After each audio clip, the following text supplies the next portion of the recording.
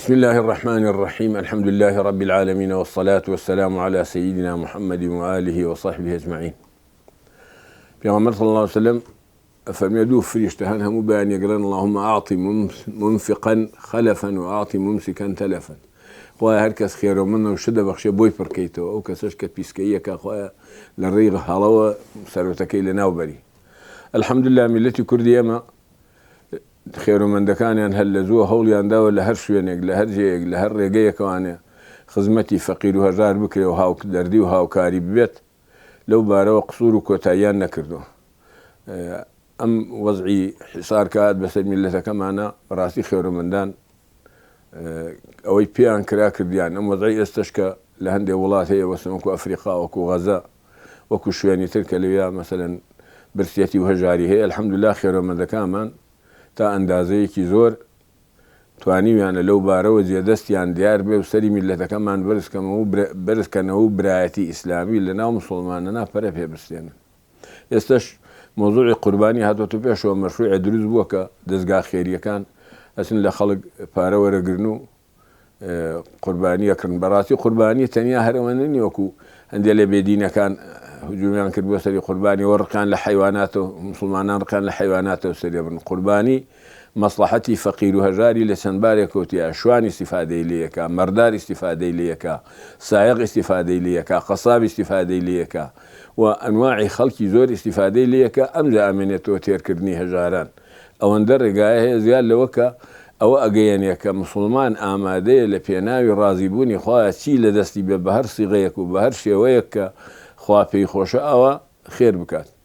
داواکەم لەخوای گەورە و میهرەبان کە ئەم جەژنی قوربانە بکاتە مایەی خێر و خۆشی و بەرەکەت بەسەر هەموو مسلمانان، بە تایبەتی مسلمانانی غەزە و سەرکەوتنێکی باش بەدەست بێن و جوولەکەی تیا بشکێنن بە شێوازێک کە هەتایە هەر شکابۆ بن و هەر لەناو سەرشۆڕیا بن ئینشاءڵڵا. بەڕاستی قوربانیکردن سونەتێکی گەورەیە کە خوای گەورە و میهرەبان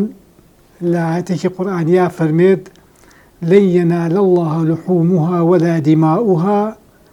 ولكن يناله التقوى منكم. قوربانیکردن بەڕاستی گۆشتەکەی خوێنەکەی ناگا بە خوای گەورە، بەڵام چی ئەگا بە خوای گەورە؟ تەقوا. یعنی ئەو شەخسەکەیە ئەم قوربانیەکە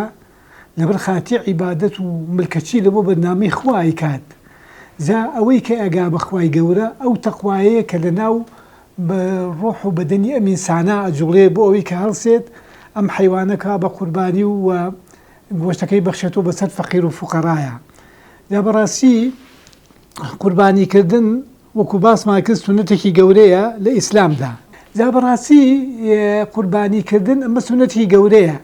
بۆیە بەلای مەذهبەکانیشەوە مەذهبی ئیمامی شافعی، ئیمامی ئەحمەدی کوڕی حەنبەل، ئیمامی مالیک ڕەحمەتی خوایان لێبێ بەلایەن و سونەتێکی گەورەیە. بەڵام بەلای ئیمامی ئەبوو حەنیفەوە قوربانیکردێکە کە دەسەڵاتی هەبێ واجبە بیکات. جا لەبەرەوە ئەم قوربانیە کە تۆ ئیکەی یعنی هەر بە ئەوەڵ قەترەی خوێنەکەی کە ئەڕێتە سەر گۆی زەوی خۆی گەورە و میهرەبان لە گوناهەکانی تۆ خۆشە بێ. چکە بۆ تۆکەیەی ئەو کارە ئەەکەی هەدەفەکەت تەقوا و نزیکبوونەوەی لە خوای گەورە. مادام ئەو تەقوایە لە ناو دڵ و دەروون تا جێگیر بۆ و تۆ دێی پارەی خۆت سەرفەکەی بۆ ئەم حیوان کە سەری ببڕی، ئەوە معنەی وایە تەقوا و عیبادەتێکی باشی تایە و خوای گەورە و میهرەبان لە بازاڕی قیامەتە پاداشە دایاتەوە. هەر بە ئەوەڵ قەترەی خوێنەکە کە بڕژێ خوای گەورە و میهرەبان لە گوناهەکانت خۆشە بێ. جا بۆیە قوربانیکردن سونەتێکی گەورەیە. اینجا بە تایبەتیش یعنی تۆ کە قوربانی ئەەکەیت یعنی تۆ بۆت هەیە هەنێکی لەگری بۆ خۆت بۆ شرێ باقیەکەی تری ببەخشیتەوە بە فەقیر و فقەرا و نەدارانە. لە قورئانی پیرۆزە خوای پەروەردگار دەفەرمێت ئینا ئەعطەیناکە الکەوثەر فەصەلی لڕەبیکە وەنحەڕ ئینە شانیئەکە هووە الئەبتەر. خوای گەورە فەرمێ پێمان داوی ئەی موحەممەد حەوزی کەوثەر، یان خێر و بەرەکەتی زۆر گەورە کە ئەم ئیسلامەیە. تۆیش لەسەر سوپاسی ئەو نیعمەتە گەورە کە خوای گەورە پێی داویت نوێژ بکە بۆ پەروەردگارت کە زاناکانە فەرمونون ئەوە بریتیە لە ئاماژەیە بە نوێژی جەژن. ئەم جار دەفەرمێ وەنحەڕ قوربانی بکە بۆ پەروەردگارت. زۆری زاناکانی تەفسیر لەسەر ئەم ڕاو بۆچوونن و ئیجماعی ئومەتی ئیسلامیش لەسەر ئەوەیە کە سنەی مؤکەدەیە کە دەست بە دەست لە جیلی سەحابەوە هەتا سەردەمی ئێمە مسلمانان ئەم شعارە گەورەیان گواستۆتەوە و قورئانی پیرۆز دەفەرمێت ومن يعظم شعائر الله فإنها من تقوى القلوب. دەفەرمێت هەر کەسێک دروشمەکانی دینی پەروەردگار بە گەورە بگرێت بە قەدر و قیمەت سەیریان بکات ئەوە دەلیل و بەڵگەیە لەسەر ئەوەی کە تەقوای خوا، تز لە خوا، شەرم لە خوا، هەستکردن بە عەظەمەت و گەورەی خوا لە دڵی ئەم مرۆڤەدایە. و خوای پەروەردگار لە قورئانە فەرمێ لن ينال الله لحومها ولا دماؤها ولكن يناله التقوى منكم. دەفەرمێت گۆشت و خوێنەکەی قوربانی و قۆچەکە ناگاتە لای خوای گەورە و خوای گەورە پێویستی پێی نییە، بەڵکو ئەوە بۆ خۆتانە. ئەوەی دەکاتە لای خوای پەروەردگار بریتیە لە تەقوای دڵ، ترسانی دڵ، شەرمکردنی دڵ، بەجێهێنانی تاعەت و عیبادەتێک کە لەم چەند ڕۆژەدا ئەکرێ. لە فەرموودەی پێغەمبەردا هاتووە صلی الله عليه وسلم باشترین شتێک لەم چەند ڕۆژەدا مرۆڤ ئەنجامی بدا و مسلمان ئەنجامی بدا بە تایبەتی لە وڵاتی ئێمە بریتیە لەوەی کە ئینسان ئەم عیبادەتە زیندوو بکاتەوە و ئەثەری ئەم نیعمەتەی پێوە دیار بێ، ئەویش کە ئەوەیە قوربانی بکە دەر و دراوسێ و مسلمانان و بە تایبەتی ئەوانەی برسین و پێویستیان بە گۆشت هەیە بەسەریان بکاتەوە. قوربانیکردن یەکێکە لە ئەو خێرە گەورانەی کە لە دە ڕۆژی ذی الحیجە کە پێغەمبەری خوا صلی الله علیه وسلم فەرمێت هیچ ڕۆژێک نییە ما من أيام العمل الصالح فيه خير عند الله وأحب من هذه الأيام. فەرمێ هیچ ڕۆژێک نییە کە کردەوەی چاک تیا خێر بێ، ئەوەندە گەورە بێ، ئەوەندە پاداش هەبێ بەقەدەر کردەوەی ئەم دە ڕۆژە. یەکێک لە کردەوەی ئەو دە ڕۆژە قوربانیە، چونکە لە یەکەم ڕۆژی جەژن و دەست پێکە کە ڕۆژی جەژن دەیەمین ڕۆژی ئەو دە ڕۆژەیە کە پێغەمبەری خوا صلی الله عليه وسلم باسی کردووە. لە فەرمودەی ترا فەرمێ هیچ ڕۆژ نییە ما من أيام أعظم وأحب إلى الله من هذه الأيام. لە ڕیوایەتێکی ترا فەرمێ هیچ ڕۆژێک نییە ئەوەندە گەورە بێ و ئەوەندە مەزن بێ، ئەوەندە خۆشەویست بێ بەلای خوای گەورە لەم دە ڕۆژە. ئەفەرمێ فأكثروا فيهن من التهليل والتكبير والتحميد. زۆر زۆر یادی خوا بکەن، زۆر خواتان لەبیر بێ، زۆر الحەمدولله و لا إله إلا الله و الله أكبر بکەن. و پێغەمبەری خوا صلی الله عليه وسلم باسی قوربانیەکە فەرمێ خوای گەورە لە قورئان لەگەڵ نوێژە باسی کردووە. فەرمێ فصل لربك وانحر. نوێژ کە گەورەترین ڕوکنی ئیسلامە، نوێژ کە هەموو ڕوکنەکانی کە ئیسلام دوای لا إله إلا الله هەموو ڕوکنەکانی کە زانەکانە فەرمون ئینسان ئەگەر نەیکرد لەوە چێ مسلمان بێ، لەوە چێ مسلمان نەبێ، ئەگەر بڕوای پێی هەبێ مسلمانە. بەڵام نوێژ زانەکان یعنی ڕەیان زۆر بەقەوتە، بەڵگەیان زۆر لەسەرەوەی کەسی نوێژ نەکا مسلمان نییە. لەگەڵەوەش خوای گەورە لەگەڵ نوێژە باسی کردووە، قوربانی لەگەڵ نوێژە فەصل لربك وانحر. نوێژ بکە بۆ پەروەردگار و قوربانیەکەش هەر لەبەر ئەو بکە. و پێغەمبەری خوا صلی الله عليه وسلم فەرمێ من كان ذو سعة فلم يضحى فلا يقربن مسجدنا. فەرمێ کەسێک بتوانێت قوربانی بکە و نەیکە بە نزیک نەبێتەوە بۆ نوێژەکەش لەگەڵمان نەیە، با نوێژی جەژنیشمان لەگەڵا نەکا. لەبەرەوە قوربانیکردن مەشروعێکی زۆر گەورەیە. قوربانی و سەرفترە و من جاری کە چەندەها جار لە وتارە باسم کردووە دوو مەشروعە هیچ دینێکی ئاسمانی نەیتوانی مەشروعی وا بکە. هیچ دینێکی ئاسمانی پرۆژەی ئاوان بۆ جێبەجێ نەکراوە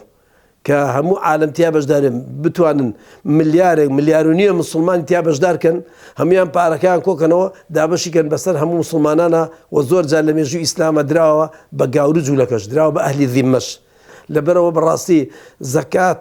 زەکاتی فترە یان زەکات و سەرفترە هەردووکیان لەگەڵ قوربانی ئەو گۆشتە، ئەو گۆشتی قوربانی لە سەردەمێکە و لەم سەردەمانەشە ئەگاتە چەندەها ماڵکە نوێژ ناکەن، ئەگاتە چەندەها ماڵکە ڕۆژوو ناگرن، ئەگاتە زۆر ماڵکە ئەهلی دین نین لە وڵاتی ئێمە، یەزیدیە، کاکەییە، مەسیحیە، لە وڵاتی ئێمە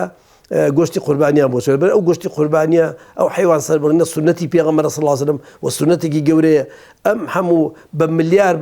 لەوە چ بڵێ حیوان سەربڕێ لە عالەمی ئیسلامیە لە هەموو جیهانی ئیسلامیە لە ماوەی 4 ڕۆژە لە ماوەی 4 ڕۆژە ئەو هەموو حیوانە سەربڕێ و دابەژەکرێ بەسەر خەڵقیا و هەموو خەڵقی لێخوا و هەموو خەڵقێک لێ بەهرەمەند دەبێ. لە مناسبەی جەژنی قوربانین مانگی خێر و بەرەکەت مانگی حەج و عەمرە و زیکر و تەهلیلەیە مانگی پێکەوە بەستنی دڵەکانە هەروەها مانگی بەستنەوەی دڵەکانە بە ذاتی پەروەردگارەوە ڕووکردنە ماڵی خوایە بە دڵی پاک و بە ئیمانەوە بە ئیخلاس و بە دڵسۆزیەوە ئامانجەکە گەیشتنە بە خودا گەیشتنە بە حەق گەیشتنە بە ئامانجە بەرزەکانی شەریعەت یەکێ لە ئامانجە بەرزەکانی شەریعەت ئەوەیە کە ئینسانەکان هەموو ڕوو لە خوا بن دڵیان ببەستن بە یەکەوە و بە کاروانێک بەرەو ڕەزامەندی خوا حرەکەت بکەن. ئینسانی موسڵمان لە هەر کوێ بێ مای خێر و بەرەکەتە بە ئیمانەکەی بە دەستپاکیەکەی بە دڵپاکیەکەی بە خێر و خێراتەکەی خزمەت بە مرۆڤایەتی ئەکا لە شارەکەی خۆیان بێ خزمەت دەکا لە گوندەکەی خۆیان بێ خزمەت دەکا لە دەرەوەی وڵاتەکەی خۆشی بێ لە دەرەوەی زێد و مەئەوای خۆشی بێ هەر خزمەت دەکا بە ئینسان ڕەحم و سۆزی هەیە بۆ هەموو مرۆڤێک بۆ هەموو مرۆڤایەتی بە تایبەتی لە مانگی قوربانە لە مانگی زیلحەجەدا عاشقانی پەیامی ئیسلام خێرەومەندەکان ئەو کەسانی کە دەتانەوێت بەهەشت بکڕن لەخوا إن الله اشترى من المؤمنين أنفسهم وأموالهم بأن لهم الجنة خوا بەهەشت ئەفرۆشێ بە دووشت یا بە ماڵ یا بە گیان ئەوەی ماڵتان هەیە ماڵتان ببەخشن بەخوا بۆی خوا بەهەشتان باتێ ئەوەی ماڵتان هەیە گیانتان ئەو پەیامەی ئیسلامی پێ بپارێزن بۆی حکمی خوا لە شەریعەتی ئیسلام لەسەر ئەرزا بەرقەرار بێ ئەوە تا ئەمڕۆ مجاهیدانی پارێزەری قیبلەی یەکەمی موسڵمانان ئەمڕۆ لەسەر ئەرزا بە خوێن و بە ماڵ و بە گیان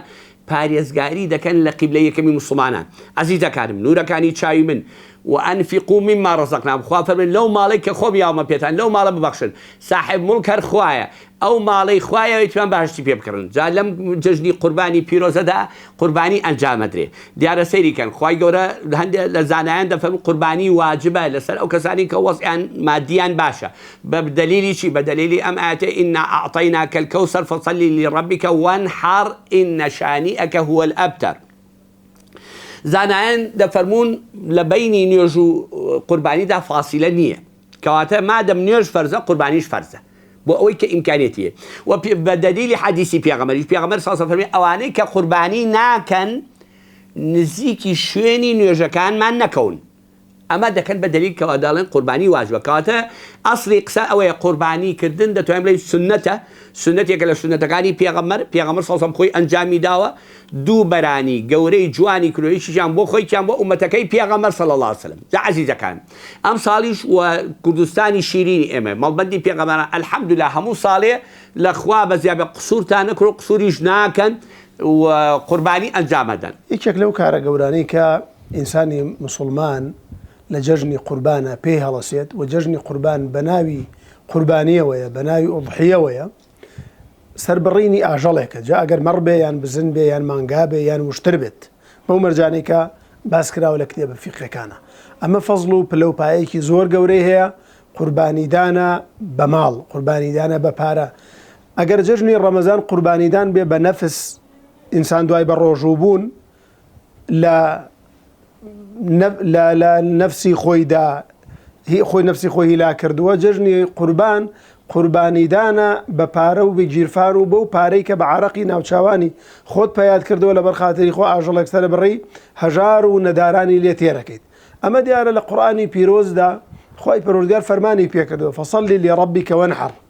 قل إن صلاتي ونسكي ومحياي ومماتي لله رب العالمين. خۆی پەروەردگار لە قورئان بابەتەی یەکلایی کردوەوە کە چه ئەجر و پاداشتێکی گەورەی هەیە ئینسان ئاژەڵێک سەر بڕێن لەبەر خاتری خوای پەروەردگار. ئەم ئاژەڵەی کە سەرێ بڕین دیارە کۆمەڵی مەرجی خۆی هەیە بەڵام بەڕاستی فەزڵ و پلەپایەکی زۆر گەورەی هەیە کە ماڵێک تێرەکەی ماڵێک تێرگۆشتەکەی ماڵێکی نەدار و هەژار و بێباوک تێرگۆشتەکەی وەکو خۆت ئەم قوربانیە وا لە ئینسانەکە وا لە کۆمەلگاکە فەقیرەکان حەسوودیان نەبێ بەرامبەر دەوڵەمەندەکان دەوڵەمەند هەر داڵغی لای سفرە و خوان و گیرفانی خۆی نەبێ بەڵکو لە مانگی لە جەژنی قورباندا قوربانی بەو پارەی بدا کە کۆی کردو دۆ سەری بڕێ پاشانم قوربانیە بەڕێزان ئەفزەڵ وایە باش وایە بکرێ بە سێ بەشەوە لە شریعەتی ئیسلامدا وەکو پێغەمبەری خوا عەلەیهی سەڵات وەسەلام فەرموویەتی کولوا وەئەطعیموا وەدەخیروا لێی بخۆن لێ بدەن بە هەژاران بەشێکی هەڵگرن. ئێمە لە دەستگای خێرخوازی بەخشین وەک نەریتی ساڵانە هەڵدەستین بە ئەنجامدانی پرۆسەی قوربانی زیندووکردنەوەی ئەو سونەتەی باپیرەی گەورەمان ئیبراهیم عەلەیهی سەلام و سونەتێکی پێغەمبەری ئیسلامیش عەلەیهی سەڵات وەسەلام وەک نەریتی ساڵانە ئێمە ئەم پرۆسەیە ئەنجامە دەین بە پشتیوانی خۆی گەورە لە ناوخۆی هەرێمی کوردستانە و دەخوازین کە خێرخوازان بێن بەدەم پرۆژەکەمان و بەدەم پرۆسەکەەوە ئێمە ساڵانە پرۆسەکە لە کوشتارگەکان ئەنجام دەدەین سەرەتا لە مەیدانی ئاژەڵان بە سەرپەرشتی پزیشکی ڤێتەرنەری ئەو جۆرە ئاژەڵانە بەردەست ئەخەین و ئەیکڕین کە لە ڕووی تەندروستی و ڕێگە پێدراوە و زانایانی ئاینیش سەرپەرشتی ئەکەن بۆی کە ئاژەڵەکان لە ڕووی شەرعیەوە گونجاو بێ بۆ سەربڕین و مەرجە شەرعی و تەندروستیەکانیشی تیا بێ پاشان لە یەکەم ڕۆژی جەژنە لە کوشتارگە فەرمیەکانی هەرێمی کوردستانە پرۆسەکە ئەنجام ئەدەین و ئاژەڵەکان سەر ئەبڕین و هەر لەوێ پزیشکی ڤێتەرنەری دووجار بۆ جاری دووەم پشکنینی بۆکە ئەو ئاژەڵەی کە گونجاو نەبێ نەخۆشیەکی هەبێ کە پێشتر دەرکی پێنەکراوە و هەستی پێنەکراوە ئەو ئاژەڵە نایێتە ناو خەڵکەوە دابەش ناکرێت لەوێ فڕێدرێ و ئەسووتێنرێ پاژەوەی کە بەم پرۆسانە تێپەڕێ قوربانی هەر لە کوشتارگە بە سەرپەرشی کەسانی پسپۆرت لە تووپەت ئەکرێت و ئامادە ئەکرێ بۆ دابشکردن و لە ڕۆژی دووەمەوە ئێمە تاڵبەت ڕۆژی یەکەم سەر ئەبڕێ و لە کوشتارگە لە ساردکەرەوەکانە ئەمێنێتەوە لە بەستەرەوەکانە ئەمێنێتەوە لە کوشتارگە تا ڕۆژی دواتر ئەمە لە ڕووی تەندروستیەوە ئاوها ڕێنمایی ئێمە ئەکرێ ساڵانە لە ڕۆژی دووەمە ئاژەڵەکان ورد ئەکرێ و ئامادە ئەکرێ بۆ دابشکردن و پاشان بڵاوی پێەکرێ بۆ هەموو کوردستان بۆ خەڵکانی شیا و خەڵکانی ئەوانەی کە پێویستیان پێیەتی چەندین جار ئێمە چوین لە شوێنە هەژار نشینەکانە کە دابشمان کردووە تایە بووە و توێتی چەند مانگە ئێمە گۆشتمان نەبینیوە ئەمە جێی دڵخۆشیە بۆ خێرخوازان کە لە ڕێی دەستگاکەمانەوە توانیویانە دڵی ئەو هەژارانە خۆش بکرێ. دەستگای خێرخوازی بەخشین وەک نەریتی ساڵانی هەڵدەستێت بە ئەنجامدانی پرۆژەی قوربانی لە دەستگای خێرخوازی بەخشین قوربانیەکەت بە ناوی تۆ و بە گوێرەی هەموو مەرجەکانی شەرعی و تەندروستی ئەنجام دەدەین و گۆشتەکەی بەدەستی خۆمان دەگەێنینە کەسانی شایستە. ساڵانی ڕابردوو توانیمان پرۆژەی قوربانی لە کوردستان و غەزە و ئەفریقا بە سەرکەوتووی ئەنجام بدەین و گۆشتەکەی بگەێنینە دەست کەسانی هەژار و بێباوک و نەخۆش. ئەم ساڵیش پشتیوان بە خودای گەورە دەمانوێت وەک ساڵانی ڕابردوو لە کوردستان و غەزە و ئەفریقا پرۆژەی قوربانی ئەنجام بدەین و ژمارەیەکی زیاتر لە خەڵکی دڵخۆش بکەین. ئێوەش دەتوانن بەشداری بکەن لەو پرۆژەیەدا و قوربانیەکانتان بۆ ئەنجام بدەین. بەشداریکردن ئاسانە بە تەنیا سەردانیکردنی یەکێک لە نووسنگەکانمان یاخود پەیوەندیکردن پێمانەوە دەتوانیت ببیت بە بەشێک لەم پرۆژە خێرخوازیە.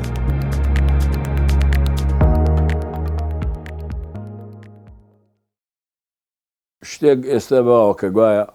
نەقلکردنی قوربانی بۆ وڵاتانە یا چاک نییە یا دروست نییە دروست نییە هەر ناتوانانی بڵێ هیچ عالمێ نەیگوتۆ هەر دروست نییە نەقلی قوربانی زەکات باس کراوە کە نەقڵەکەی دروست نییە ئەوش شتا هەندێک عولەما فتوایانداوە کە نەقلکردنی دروستە ئەمێنێتەوە ئاەتێکی قورئان هەیە ڕێنوێنی موسڵمانانەکە بۆ ئەوەی ئەگەر خێریان کرد چۆنی بکەن لە پێغەمبەریان پرسی صلی الله عليه وسلم ئێمە چی بکەین بەخێر چاکترە، یعنی ئایا پارە بکەین بەخێر، زەخیرە بکەین بەخێر، کامیان بکەین خێرترە؟ قورئان ڕێنوێنی کردن مهم نییە تۆ چیەکەی بەخێر، مهم ئەوەیە ئەیدەی بەکێ. بالله من الشيطان يسألونك ماذا ينفقون قل ما أنفقتم من خير فللوالدين والأقربين واليتامى والمساكين وابن السبيل. ئەو لەوان لێ دەپرسن چی بکەین بەخێر باشە، تۆ پێیان بڵێ مهم وێ ئەیدەن بەکێ. ئەگەر باوکو دایکتان هەژار بوون بیان بەوان، ئەگەر خزمی هەژارتان هەبوو بیان بەوان، هەژار لە دەوروبەرتان هەبوو بیان بەوان، ڕێبوار لە منتیقەتانە بوو ورسی بوو محتاج بوو بیدەن بەوان. یعنی بە کوردی عینی شتەکە کە ئەیکەی بەخێر قوربانیەیە گەنمەیە هەرچی هەیە مهم نییە، مهم وایە لەکوێ جێگرێ کام مستحق داگەیوترە بۆ ئەوە. بەداخەوە ئێستا لە زۆر وڵاتە یەکێ لەوانەش غەزە و یەکێ لەوانە ئەفریقا وانە کە مانەگەڕنەوە برسێتی تا ئەندازەیەکی زۆر هەیە. ئەم قوربانیە وەکو گوتم وەک هەژاران تێرەکە کۆمەڵی خەڵکی کەش استیفادەی لێەکەن لەبەرەوە ساردکردنەوەی مسلمانان لەوە بەڵام بەلام وەکارێکی ڕەوانیە و قوربانیش هەمووی واجب نییە تاوڵی وەک زەکات وایە نەخڵکردنی دروست نییە. نەخڵکردنی دروستە و هەندێک عولەما فەرمی ئەولاترە یا باشترە، ئەوش بەڕای من لەکوێ خەڵک محتاجتر بێ و برسیتر بێ و هەژارتر بێ لەوێ ئەم خێرکردانە جێگرترە و خێری زۆرتەوە. الحەمدوللا خێرەمەندەکانی ئێمە وەکو بۆ ئەو شوێنانە ئەنێرن لە کوردستانی خۆشمان و لە کوردستانی کوردستانەکانی دەوری بەریشمان کۆتاییان نەکردووە لەو بارەوە کەوا بێمە ئەبێ بڵێن کە ئەم کارە کەکرێ نەگەر بێ شەرعی نییە، شەرعیە دروستیشە، ئەمێنێتەوە کامیان خێرترە بە شەرتێک ئەو خێرۆمەندە سقەی بەم کەسانە هەبێ کە ئەم قوربانیان پێیانێری و دڵنیا بێ کە گاتە جێی خۆی خێرێکی زۆر زۆر گەورەیە و لە هەندێک وڵاتانی وەکو ئەفریقاوانە ئەم قوربانی ناردن و ئەم جۆرە خێرانە بۆتە هۆی مسلمان بوونی هەندێک لە قەوم خەڵکەکەش. ئەوە شتێکی ترەکە بەرهەمێکی تایبەتی هەیە زیاد لەو بەرهەمەی کە لە وڵاتی خۆمان هەیەی کە هاوکاری هەژارانە لە وڵاتانە ئیسیفادەشی هەیە کە بێت بەشێک لە داعوە بۆ دینەکەی خۆمان. ئەبینین دینە خواروخێچەکانی دەبینی بە هەندێک دەستگای خێرخوازی ئەیانوێ مەذهب و دینەکەیان لە ناومیلەتانە بڵاوە پێ بکەن، پەرەی پێ بدەن. دەی ئێمەی مسلمان کە دینەکەمان دینێکی عالەمیە و ئێمە مکەلەفین بۆ کە بڵاوی بکەینەوە بەسەر ئەرزە ئەگەر ڕێگەیەک شک بەرین بۆ ئەو بزانین ئیسیفادەی هەیە بۆ بڵاوکردنەوەی ئیسلام نابێت لەو بارەوە کۆتایی بکەن. ئەجا بەڕاستی ئێستا ئەمڕۆکە ئێمە ئەیبینین یعنی فەقیر و فقرا زۆر زۆرە، هەم لە ناو خۆمانە هەیە و هەم لە دەرەوەشەیە. لە دەرەوە وەکو یعنی مەسەلەن مسلمانانی غەزە، مسلمانانی غەزە حتا پێویستیان بە پەرداخی ئاوە چ تۆزێک گۆشت، یعنی مەسەلەن نانێکیان هەیە، ئاوێکیان هەیە، نەخواردنێکیان هەیە. جا ئەگەر تۆ کۆم بیت کۆمەکی و یارمەتی تەرتیبات کەی بۆ ئەوەی کە قوربانی بۆ بکرێت لە غەزە، ئەمە یعنی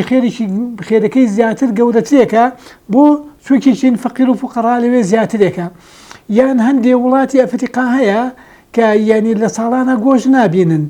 لەبەرەوە لە وڵاتە فەقیرانە شا بکرێ ئەمە جائزە و دروستە و هیچ مشکلێکی شەرعییان نییە، بەڵکو خێر و ساواب و پاداشەکەی زیاترێکە. لەبەرەوە قوربانیکردن بەڕاستی زۆر گەورەیە. ئەمجا ئەم قوربانیە لە ڕۆژی قیامەتە ئەبێتە هۆی ئەوەی کە تۆ ڕزگاری بێت و بەرەو باشتەکەی خوا ببە. لەبەرەوە یعنی ئێمە داوا لە مسلمانانەکەین کە ئینشاءالله یعنی هەوڵێکی باش بدەن بۆ ئەوەی کە قوربانی بکەن، یا لێرە بێ یا لە ئەفریقا بێت یا لە غەزە بێت. من بەلامەوە غەزە لە هەمووی باشترێکە، چونکە غەزە بەڕاستی زۆر هەژاریان پێوە دیارە، شوێنیان وڵاتیان کاول بۆ شوێنیان ڕووخاوە، خولاسا یعنی پارە و ماڵیان نەماوە. جا لەبەرەوە هەر کەسێکەوە بتوانێت یارمەتیان بدات ئەوە خێرەکەی زیاتر و ئەجرەکەی زیاترێکی تر داوا لە مسلمانەکەین کە مسلمانانی غەزە و مسلمانانی ئەفریقا لەبەر چاو بگرن بۆ ئەوەی کە قوربانەکەیان زیاتر خێر و پاداشتیان دەستکەوێت. ئەم قوربانیە بە تایبەتی بۆ شوێنێ زۆر باشە ئەگەر ئینسان دەستی بیگاتێ مەجای هەبێ بتوانێت بیگەێنێ لەکوێ مسلمانان پێویستیان پێێتی، مسلمانان برسین، مسلمانان محتاجن لە هەر جێک بێ مادام مسلمان بیخوا و لە ناو مسلمانانە سەر ببڕێ و بگە پێیان بۆ ئەو برسیانە لە هەموو کەس باشتر و چاکترە ئیتر لە هەر جێگەیەک بێ بە مەرجێک ئەو مسلمانانە بن کە شایەتیان بە وەحدانێتی خوای پەروەردگاردا و بەوەی کە پێغەمبەر صلی الله عليه وسلم ئەم پەیامەی وەرگرتووە بەبێ زیاد و کەم گەیاندوویەتی و دیارە ئەمە قڕوبات و نزیک بوونەوەی لە خوای پەروەردگار. خوای پەروەردگاریش دەفەرمێ و ئەمما بنعمەتی ربک فحدث، دەفەرمێ ئەی محەممەد صلی الله عليه وسلم بە نعمەتەکانی خوا قسە بکە، یعنی ئیظهاری کە دەری ببڕە شکری ئەم نعمەتە بکە. ئیتر ئەو شکرە جاری وا هەیە بەدەمێ بێ، جاری وا هەیە بە عەمەلە بێ. لەم مەوسیمەیە قوربانی سەربڕینەکە عەمەلەکەیە کە ئینسان تەحەدوثی پێکردووە، تەحەدوثی بە نعمەتی پەروەردگار کردووە. قوربانی لەم چەند ڕۆژەدا بریتیە لەو خەیر و فەضل و گەورەی و عیبادەتەی کە ئینسانی ئیماندار دەستی خۆیەکە بەهۆی ئەوە کە خوای گەورە نعمەتی دەوڵەمەندی پێداوە، ئەویش دەری ئەخا و هەژاران و فەقیر و نەبوو برسیەکانی لێ بەسەرکاتەوە. زانەکان دەفەرمون دروستە بۆ وڵاتی خۆت، پێویستە بۆ وڵاتی خۆت. ئەو کەسێک کە لێ نزیکە لە هەموو کەس مستحقترە، ئەو کەسێک کە خزمتە لە هەموو کەس لە پێشترە، دوای ئەوە دەرودراوسێ، دوای ئەوە خەڵقی وڵاتەکەی خۆت. بەڵام ئەگەر خەڵقی دووریش پێویستی پێ بوو، زانەکان ئەفەرمون دروستە بینێری بۆ شوێنی کەش وەکو ساڵان هێنا بۆ ئێرە، وەکو ساڵان لە سعودیە کە دابەشیانەکرد لە سەردەمێکە کە کوردستانی خۆمان وڵاتی خۆمان فەقیر بوون، گۆشتەکان بۆ ئێرەش هێناوە، بۆ شیشانیان بردووە، بۆ ئەفغانستانیان بردووە، بۆ وڵاتانیان بردووە گۆشتی قوربانی و گۆشتی هەدی کاتی حەج و ئەوەی کە لە مینا سەرە بڕێت. لەبەرەوە ئێستاژێکە خەڵقی بیە قوربانی بکە، لێرە بۆی ناکرێت. حیوانێک بە 500-600 یان زیاتریان بە کەمترە مەسەرەن، بەڵام ئەتوانێت پارەکەی لە ڕێگای ئەم کەناڵە بەڕێزانە و بنێرێ بۆ لە ڕێگای دەستێکی ئەمینەوە کە ئەمین بن، کە لیان ئەمینە، کە خەڵقێک شایدیان بۆیە، شایدی چاکیان بۆیە، پارەکەیان باتێ ئەوانش ڕسمی ئەگرن و ئەیەن بە کێ و لەکوێ سەریە بڕن و کێ دابەشەکەن بەسەر کێ هەموو بە ڕسم و بە واقعی بۆیان دێنەوە بەرچاویان وەکو کابرا خۆی لەوێ ئامادە بێت. ئەتوانێت بینێرە بۆ غەزا، ئەتوانێت بینێرە بۆ ئەفریقا، ئەتوانێت بینێرە بۆ هەر وڵاتێک کە پێویستی پێوێ، وەکو چۆن بۆ وڵاتی خۆمان پێویستە. چونکە ئینە ئومەتەکم ئومەتەن واحیدە، بەڕاستی ئومەتەکەی مە یەک ئومەتە. کەسێکی مسلمان لە سلێمانی و لە دراوسەی خۆت بێ برسی بێ، فەرقی نییە لەگەڵ مسلمانێک کە لە جنوبی ئەفریقا برسی بێ، کە مسلمانێک لەو پەڕی دنیای عالەمی ئیسلامی برسی بێ، یان هەتا لە عالەمی کوفری جابێ کە مسلمانێک لە وڵاتی کافرانی بژی پێویستی پێ بێ، ئەبێ یارمەتی بی، ئەبێ بۆی بنێری، ئەبێ بیگەینێ دەستی. هەر چۆن ئەم کەسانەی خۆمان خەڵقی وڵاتی خۆمان لە ئەڵمانیاژی، لە ئەمریکاژی، لە کەنەداژی، لە بنی دنیاژی لەوێ وەڵێ قوربانی بۆ بکەن لە سلێمانی، لێوە ئەم حیوانم بۆ بکەن بەخێر بیان بە فەقیر و هەژاری سلێمانی. ئەو وەکو لێوە دروستە بۆ ئێرە، لێرەشەوە دروستە وەکو زانەکان فتوان لەسەرا و لە هەموو کتێبە ئیسلامەکانی ئەمە ئەوەی تیا هەر کاتێکە زەرور بوو یان زەرورتر بوو دروستە بینێری بۆ شوێنانە، بۆ شوێنی دوور لە هەر شوێنە مسلمانان پێویستیان پێ بکات. لە بەعزێ لە وڵاتانە وەکو ڕسمەکانی بینلیانە پرسنەڵێ مەساڵێکە گۆشتمان نەکرێت، لەبەر گۆشت گرانە، پارە نییە لەوێ، خەڵق فەقیرە، خەڵک لە برسە ئەمرێ. و من لە یەکێ لەوانە بۆیان باس کردم لەو ڤیدیۆیانە، ئەوتیان بینی ومانەتێتی ئێمە پێستەکەشی فرێنان، پێستی حیوانەکە تووکەکەی پرۆزێنین و وردیەکەین و ئەیخۆین، لەبەرەوەی کە گۆشت نییە لێرە، خەڵک گۆشتی بۆ ناکڕێ، ئیوا ساڵێکە هەتا ئیوا هێڵە 2 ساڵیشە نەما خواردووە، ساڵ و نیوەکە گۆشتمان نەخواردووە، مناڵەکەی بۆ بە 2 ساڵ تا ئەسا گۆشتی نەخواردووە،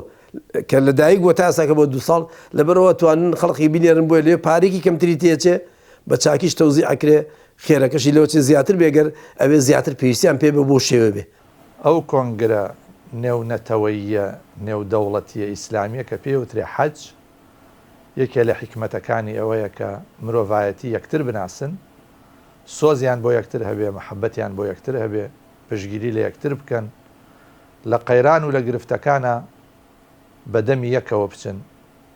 یارمەتی یەکتر بن بۆ زاڵبوون بەسەر گرفتە جیاوازەکانە، بە تایبەتی گرفتی ئابووری، گرفتی برسێتی، گرفتی هەژاری، گرفتی نەبوونی کە ئێستا یەخەی هەموو سەرزەوی گرتووە، بە تایبەتی لەو وڵاتانەدا کە بە سەرۆت و سامان دەوڵەمەنن، بەڵام دنیا خۆران سەرۆت و سامانیان ئەدزن، تاڵانیانەکەن بە پارەیەکی کەم و وڵاتەکانیانە چەوسێننەوە و وەزعێکیان دروست کردووە کە ئێستا باکوور و باشوور هەیە، باکووری دەوڵەمەنی دنیاخۆری تێرنەخۆر لەگەڵ باشووری ستەم لێکراوی مەزلومی بێدەرەتان. جا بەڕاستی لە مانگی قوربانە ئەبێ ئاوڕێک بدەینەوە لە واقعی جیهان لە واقعی ناوچەکانی جیهان وڵاتانی بەشخوراوی بەشمەینەت بۆیە شریعەتی ئیسلام فەرزی قوربانی بەپێی ئەو ڕێیە جیاوازانەی لەسەر قوربانی هەیە کە هەندێک پێیان وایە فەرزە و هەندێک پێیان وایە واجبە و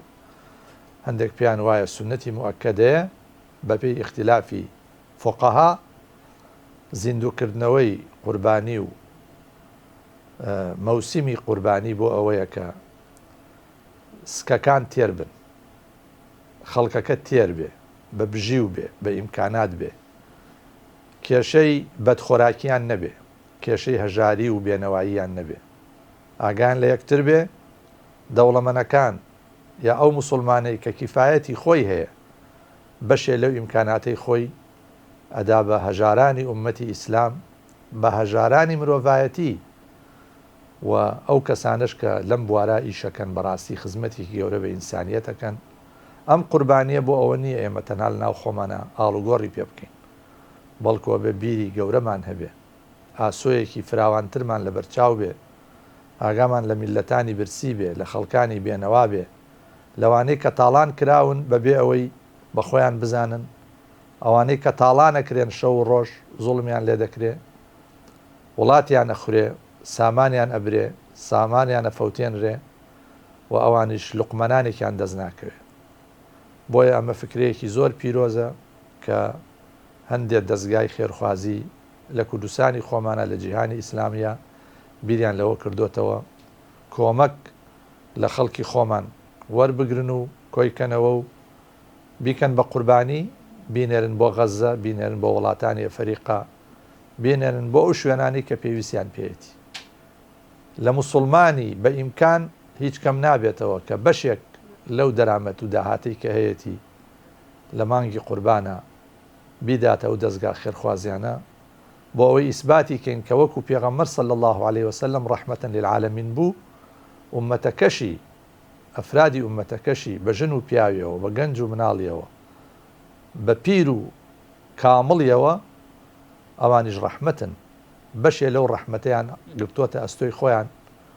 بیر لە بێنەوایی و لە هەژاری و لە نەبوونی و لە برسێتی خەڵکانی ترەکەنەوە قوربانیەکان ئێستا تۆزێک ژیان تۆزێک گۆڕاوە چۆن ئێستا هەندێک وڵاتی وەکو ئەفریقا وەکو مەسە بڵین فەلەستین کە وەزعیان خراپە و وەزعیان نان نییە بیخۆن ئەیبینن لە تەلەڤیزیۆن بە سزمانانە نانیشیان دەستکە ئەو مناڵە چاوگەش و جوانانە کە بەڕاستی ژیانیان زۆر تاڵە زۆر قورسە زۆر گرانە جا هەندێکت پرسیان لە ئێمە کە ئایا ئێمە ئەتوانین ئەو قوربانیە لە فلسطین یاخو لە غەزە یاخو لە ئەفریقا لە هەر وڵاتێکی تر کە محتاج و داما بن ئەنجامی بدەین بێگومان تەوان ئەتوانین بەڵام ئایا ئەلێرامە پرسیارەکەمان وا دێتە بێژەوە ئایا خەڵکی خۆمان ئەگەر محتاجتر بوو داماوتر بن بین بە کەسی خۆمان خێرتریا بێبووان تەوان بین بە کەسی خۆمان کە محتاجتر بەڵام ئەگەر لەم حاڵەکاتە خەڵکیەکە بوو لە ئێمە محتاجتر کە ئێستا سوپاس بۆ خوای پەروەردگار خوا ئەم سفرەمان لێ نەشا کوردستانی ئێمە لە چاو ئەفریقا لە چاو غەزە و ئەمانە وەکو پاشاژین وەکو مەلیکەژین سواز بۆخوا بەڵێ خەڵکی فەقیری شەیە بەڵام ئەوان زۆر لەژێر سفرەوەن بەس زمانانە وەزعێکی زۆر خراپیانەیە ژیانێکی زۆر ئاڵۆزیانێکی زۆر ناڕەحەتیانە جا ئیشەڵڵا هەوڵ بن بەهەشت بۆ خۆتان بکڕن لەم قوربان ئینجا لە سعریشا زۆر فەرقی هەیە مەسەلەن بۆ نمونە من پار لە سعودیە بووم لە جەژنی قورباندا مەڕێک لەوێ بەگەڵایەکە لێرە من ماڵم ئاگادار کرد کە قوربانەتی 686,000 تێ چۆ یەک مەڕ یعنی بەو 686,000 توام 4 سەرمەڕ بکڕم 4 سەرمەڕ بکڕم بیکەم بە قوربانی بۆ ئەو خێرە گەورەم دەستکە ئینشاءڵڵا جا لەبەرەوە ئینسان ئەمە پێ دەڵێن عەقڵی تیجاری یعنی تۆ مەسەلەن بۆ نمونە مەڕێ بکەی بە قوربانی باشە یا 4 والله طبعا 4 ئەلەو حاڵەکاتە 4 مەڕەکەی سەدان عایلەی پێویستی پێ جێبەجێەکەی لەبەرەوە ئینشاءڵڵا هیممەتێکی باش کرد وەکو کردوتانە لەمەوە پێشتری قسوورتان نەکرۆ خوا بەرەکەت خاتە ڕزقا بەرەکەت تا عومرتان ئێمەش کورد لا خوا ڕوومان سپیە الحەمدوللا توانیمانە ڕووی دژمنانی ئەم دینە ڕووی نۆکەرانی جوولەکە ڕەشکەین شەرمەزاریان کەین کە ئەوانەی عروبێتەکەن کە نەیانتوانی یارمەتی ئەو موسڵمانانە بن بەڵام سوپاس بۆ خوا ئێمە لە کوردستانی مەڵبەندی پێغەمبەران ڕۆڵەکانی سەلاحەدین بۆ خوا گیانی کە خالقی خۆمانە بۆ پێغەمبەری نازدارمان سلمان کە ئێمە پارێزەری ئەم دینەین و پاڵپشتی ئەو کەسانین کە دیفاع لە قیبلەی یەکەمی موسڵمانانەکەن بە ڕۆح بە گیان بە ماڵ لەگەڵیان دەین بە دوعا لەگەڵیان دوعایان بۆ دەکەین إن شاء الله جا إن شاء الله همتێکی باشکەن ببەخشن بۆی خواتان بتان پێتان ببەخشێ ببەخشن بەوەی خوا شوای نەخۆشەکەتان ببەخشن بۆ خوا گەورە قەزا و قەڵا موسیبەتان لێ دوورخاتەوە پێغەمبەر فەرمێ بە خێرەکانتان مقدرەکانتان لە خۆت دوورخات بە خێرەکانتان بە سەدەقەکانتان شیفا بۆ نەخۆشەکانتان بنێرن إن شاء الله قوربانی بکەن بۆ ئەوەی کە خوا محتاجی ئەم خوێنە نییە محتاجی ئەو گۆشتەی من و تۆ نییە ئەمە بۆ ئەوەی ئەهلی تەقوایە هەر کەسی ئەو قوربانیەکە ئین شاء الله ئەهلی تەقوایە ئەهلی خواپەرستیە ئەهلی نزیک بوونەوەی لە خوا ئین شاء الله ڕوویشبانێ بڵێ خوایە ئەم ماڵی کە تۆ یاوتە پێمان ئامانەتە بۆ تۆم سەرف کرد تۆش دەفعی بەڵامان لەسەرکە تۆش نەدان ڕاحەتی و ناخۆشیەکان لە موامەرەچیەکان و جوولەکەی خوانەناسی بێویژدان خوا بمان پارێزی ئەمڕۆ بابەتێک زۆر گرنگە بەڕێزان ئەویش نەقڵکردنی قوربانیە لە غەیری وڵاتی خۆتدا ئەم بابەتی نەقڵکردنی قوربانی ئەگەر تەماشای فەرمایشتەکانی پێغەمبەری خوا بکەن عەلەیهی سەڵات وەسەلام ئەبینین هیچ دەقێک نییە لە مەنعکردنی نەقڵی قوربانی بە نمونە کابرا لە ئەوروپا یانی هەر لە ڕووی عەقڵە و لەیەکی دێنەوە کابرا لە ئەوروپاژی لە وڵاتێکاژی هیچ ماڵێکی فەقیر لە دەوری نییە باشە ئەم پیاوا گەر گوێزەبانەیە بۆ مناڵەکەی بکات ئەگەر قوربانیەک بکە لەم مانگی ڕەمەزانەیە یەک ماڵی فەقیر لە دەوری یەک ماڵی مسلمان لە دەوری نییە باشە ئەبێ بڵێ ئیلا تۆ ئاژەڵەکە سەر بڕە و بیدە بەم ماڵانەی کە نەسارا و یەهود و ئەوانن ئەمە عەقڵ ناچێ بەڕاستی بۆیە نەقڵکردنی قوربانی لە ڕووی شەرعیەوە جایزە ئەوەی کە ئەڵێ جایز نییە مەسەلەن مەزەبی ئیمامی مالیک کە هەر قسەیە ئەڵێ جایز نییە ئەگەر هەر مەزەبی ئەحمەدی کوڕی حەمبال مەزەبی ئیمامی شافعی و مەزەبی ئەبوو حەنیفە ڕەزا و ڕەحمەتی خوایان لێبێ ئەڵێن جایزە نەقڵی قوربانی بکەی بەڵام هەندێک مەرجوشتیان بۆ داناوە کاتی خۆی پرسیار زۆر لە زانایانی ئیسلام کرا بە تایبەتی بۆ نەقڵی قوربانی بۆ بوەسنە بۆ هەرسک بۆ ئەفغانستان و کاتە لە شەڕی ناو خۆیان بوو بۆ سوودان زانایانی ئیسلام ڕەزا و ڕەحمەتی خوایان لێبێ زۆر بەڕوونی ئەوەیان بۆ مسلمانان ڕوون کردەوە کە هەر جێگایەک خەڵکی مستحقی زیاتر ئیستیفادە لەو قوربانیە بکە جائزە گۆشتی قوربانیەکەی بۆ نەقڵکەی لە سەردەمی پێغەمبەردا زەکات نەقڵ کراوە لە یەمەن و نەقڵ کراوە بۆ مەدینە لە عێراق و نەقڵ کراوە بۆ مەدینە ئەگەر زەکات فەرزێک بێ نەقڵکردنی جائز بێ خۆ قوربانیکردن سنەتێکی مؤکدەیە نەقڵکردنی بۆ جائز نییە لە کاتێکدا خەڵکێکی محتاج خەڵکێک گۆشت نییە بیخوا خەڵکێک منتیقەی وایە قەسابی تیانێ بەهۆی فەقیریەوە کەس گۆشت ناکڕێ بۆیە من بە ضەروری ئەزانم بە تایبەتی دەوڵەمەنە بەڕێزەکان لەم ساڵدا و هەر کاتێکی تریش وەکو ئەم ساڵ وابێ قوربانیەکانیان نەقڵ بکەن بۆ جێگایەک بەشێکی لە وڵاتی خۆدا بکرێت بۆ ئەوەی فەرزی کیفایەکە لە کۆڵی خەڵک بێتەوە بەشێکی نەقڵکەن بۆ مسلمانان ئەی بڕیار نییە مسلمانان وەکو یەک جەسەد وابن ئەگەر ئەو برسی بێ من سکم بێشێ لێرە ئەی بڕیار نییە ئەی بڕیار نییە پێغەمبەری خوا فەرموویەتی کەل جەسەدی الواحید ئەی ئەو جەسەدا ئەمڕۆ پێویستی پێێتی بۆیە لە ڕووی شەرعیەوە هیچ ئیشکالێکی شەرعیتیان نییە هیچ دەقێکمان نییە نە لە قورئاندا نە لە فەرمایشتی پێغەمبەردا قەدەغەی ئەوە بکات زەکات نەقڵکەین یاخود قوربانی نەقڵکەین بۆ وڵاتێکی فەقیرتر و هەژارتر بۆ خەڵکێکی داماوتر ئەوەی کە هەیە بۆچوونی زانایەکە بەڵام بۆچوونی زانایەکی تروانیە بۆیە بابەتی ئیجتیهادی زانایەک نەکەینە دین لە خەڵک تێگەشتنی زانایەک نەکەینە دەق لە خەڵک باشە زانایەک وای و تۆ ئێتر پێمان وابێتر ئەمە دینە نە زانایان فەرمویانە قەولی زانایان قەولی عولەما بەڵگەی بۆ ئەیەنیتەوە خۆی بە بەڵگە نایەنیتەوە خۆمە دەق نییە خوای پەروەردگار پاداشتی بەخشینی ژواتەوە کە لە ساڵانی ڕابردوودا و ئەم ساڵنیش لە ساڵانی داهاتووشدا دەستی گەیانەوە تا کون و قوشبنەکانی دەوڵەتانی ئیسلامی ئەوەی کە پێویستی پێبێ هەر بە سوودانەوە لە ڕابردوودا و بە ئەفریقیاوە بە تایبەتی لەم چەند ساڵەدا و هەروەها بە غەزەوە کە خوێناویە بەڕاستی بە هەندێک شوێنی ترەوە کە قوربانی ئێوەی مسلمان ئێوەی ئاهلی خێر نەقڵەکەن بۆ ئەوان بە دەستێکی ئەمینەوە خوای گەورە پاداشتی ئەوان و پاداشتی جەنابیشتان باتەوە. سەبارەت بە پرۆسی قوربانی لە دەرەوەی هەرێمی کوردستان ئێمە هەڵبەت ئەمە بۆ ساڵی دووەمە لە دەرەوەی هەرێمی کوردستان پرۆسەکە ئەنجام ئەدەین. ساڵی پار ئێمە بۆ لێقەوماوانی کەرتی غەزە قوربانیمان هەبوو و بۆ مسلمانانی هەژاری کیشوەری ئەفریقاش بە هەمان شێوە قوربانیمان هەبوو. سەبارەت بە قوربانی ئێمە بۆ کەرتی غەزە ئەم ساڵیش هەر هەمانە بە هەمان شێوازی ساڵی پار لە دوو وڵات ئێمە ئاژەڵەکان دابین ئەکەین لە وڵاتی هندستان لەوێ سەر ئەبڕێ بە ڕێگای تەندروست ئەو کەسانی ئێمە لەگەڵیانە کۆنتاکتمان هەیە خەڵکی دیندار و لە خواترسن و بە شێوازێکی هەم تەندروست هەم شەرعی ئاژەڵەکان سەر ئەبڕن و پاش لە ڕۆژانی جژنی قوربانی پیرۆزە ئاژەڵەکان سەر ئەبڕن پاشان بە پرۆسەیەکی بەرنامە بۆ داڕێژرا و پرۆسەکە دەست پێەکە لە تووپەتکردن و پاشان لە قوتونانی ئەم گۆشتە ئەوەی کە لە هندستانەوە ئەیگەێنینە لێ قەوماوانی کەرتی غەزە بە لە قوتونراوی دەینێرین دەیکەینە ناو قوتوەوە دوای جژنی قوربانی پیرۆز هەڵبەت لە جەژنانە دوای جەژن ڕەوانەی ئەەکەین بۆ کەرتی غەزە. وڵاتی دوم کە ئێمە قوربانی تیاکەین بۆ کەرتی غەزە بریتە لە وڵاتی میسر کە لە تەنیشت کەرتی غەزایە ئەمەش بە هەمان شێوە ئاژەڵەکان سەر ئەبڕێ ئاژەڵی گەورە سەر ئەبڕین هەڵبەت ئاژەڵی ورد سەر نابڕین لە پاش سەربڕین دەکرێتە بەڕادەوە دەکرێتە بەستەرەوە و ئەمەیان بە ڕێگەی بەڕاد ئەگوازرێتەوە بۆ کەرتی غەزە و لەوێ دابەشەکرێ. خۆشبەختانە ئێمە ساڵی پار قوربانی هەردوو وڵاتەکەمان بە کاملی گەیاندە کەرتی غەزە لە خۆدای بەزیابێ فەزلی خۆی گەورەیە بەسەرمانەوە 1 کیلۆیشی لێ نەماهەوە دوای جژنی قوربانی پیرۆز هەموویمان گەیان و لە سۆشیال میدیاش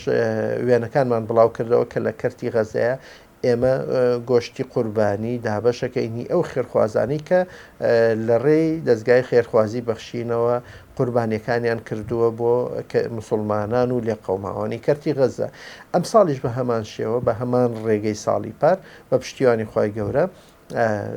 قوربانیەکانتان بە دەستێکی ئەمین دەگەێنینە لێ قەوماوانی کەرتی غەزە. سەبارەت بە کیشوەری ئەفریقاش هەڵبەت پار ئێمە نوێنەرمان هەبوو لەوێ لە وڵاتی چاد قوربانیەکانی بۆ کردین بەڵام خۆشبەختانە ئەم ساڵ وەفدێکی دەستگای خێرخوازی بەخشین خۆیان چوون لەوێ سەرپەرشتی ئەکەن و خۆشبەختانە ئەم ساڵ وڵاتەکانی زیاد بوون. ئێمە ئەم ساڵ لە وڵاتی چاد لە وڵاتی کامیرۆن لە وڵاتی نەیجیریا قوربانیمان هەیە و وەفدێکی فەرمی دەستگای خێرخوازی بەخشین خۆیان سەرپەرشتی پرۆسەکە ئەەکەن کە سێبرای بەڕێزن لە کیشوەری ئەفریقا ئێمە هەم ئاژەڵی وردمان هەیە بۆ قوربانی هەم ئاژەڵی گەورەشمان هەیە سەری ئەبڕین بە پرۆسەیەکی بە شێوازێکی تەندروست و شەرعیانە بە گوێرەی مەرجە تەندروست و شەرعیەکان و دابەشیشەکەین بەسەر خەڵکی هەژار نشینی کیشوەری ئەفریقادا ئەو خەڵکەی کە